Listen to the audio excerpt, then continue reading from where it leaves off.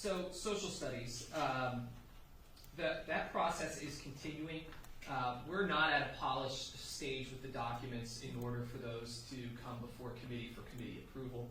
I would say the target right now, I spoke to the social studies department chair today. We were having a conversation about how we're going to approach. The target right now is to bring social studies curriculum documents before committee before the end of this academic year is our target. We're going to leverage our professional development time. We're balancing a lot, and so what I want to illuminate for you is this.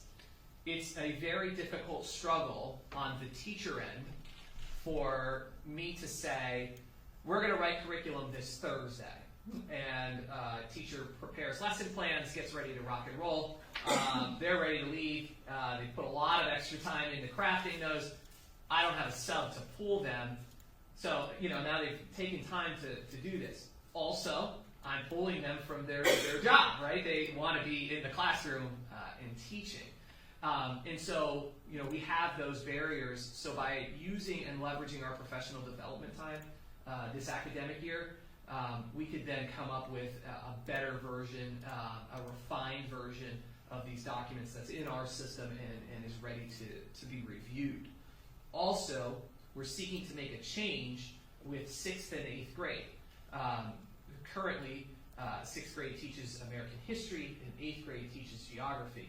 The social studies department is looking to make a flip-flop of those areas. So geography would come down to 6th grade, American history would then go up into 8th grade, which feeds nicely through their progression in when they enter into the high school.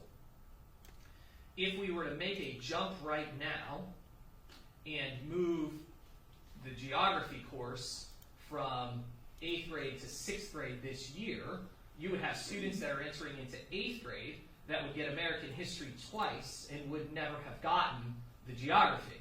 So we would have a gap, which would leave us with two options, right? One option, really, which is try to teach both concurrently at the same time.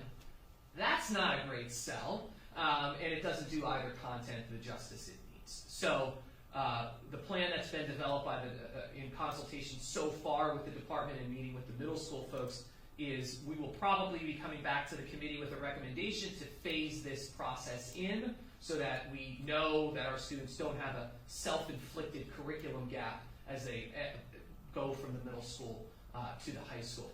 That does not impact changes that are being looked at as far as content in social studies goes at the secondary level. So we're still going to be able to move through and map out our 9th through 12th grade progression, and then we might have some things that we're going to need to fill in. That science and that strategic approach, we need to figure out where those gaps are, and then ultimately what I would do is, before the end of this academic year, I would bring those documents to the committee, hopefully seek what I would call draft approval, so that we could look at where our gaps potentially could be. We will teach next year, not this current academic year, right, coming up, the next academic year, if all goes as planned, and make some adjustments, come back before committee, and seek final approval of those.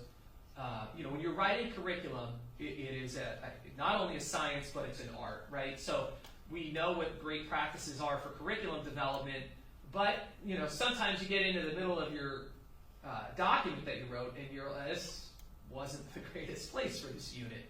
Well, instead of waiting then another 6 years for that, or 5 years for that cycle to come back around, we could make those tweaks. It wouldn't need to be a full, robust review again at that point. It would be more of a punch list of here's what happened as we went through and what we recognized. Yeah, these are the standards, but here's what our kids really knew in South Middleton, or here's what we really need to reinforce more of. And it also gives us a year to solicit feedback. And I think that's that's fair. So that's where that stands. That same process is also applying to K-5. We're just not in a position with the delays that we had. We're just not in a position right now for me to present the documents that are in a state where we're feeling good about them. So more time needed in order for us to address those particular areas of deficit that we're noting. Now, what's the purpose between flip-flopping them? Is it just you think that it's easier for the younger kids to learn the one easier than the other? Great question. I believe the American history course in 8th grade will then build into the 9th grade content. And so there was a concern that you get it in 6th grade, 7th grade, and then in 8th grade you're getting geography, and there's a little bit of a gap there. That was a little bit of the science behind it.